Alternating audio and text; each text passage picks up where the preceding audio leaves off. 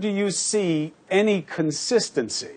If you make a deal, I'll sign it. They come to him with a deal, he doesn't sign it.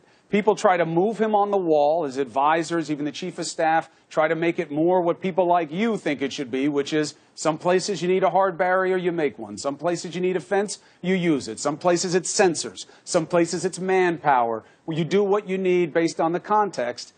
It seems that that's the way he's going to move, good for Democrats, to hear it, and then he undoes it today. And then he says no chip in the bill that you just voted on. And then the White House has to undo that. Is that consistency, or is that like crazy on display?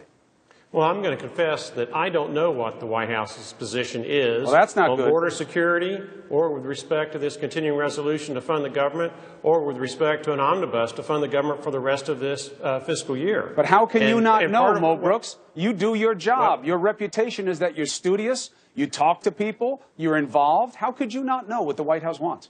Well, I think the analysis you just gave is an example of why nobody can know, because you don't have the kind of consistency that you would like emanating from the White House on this particular set of issues. I prefer clarity. I try to keep my positions as constant as I possibly can, and I think I've established that reputation for having a belief system that guides me.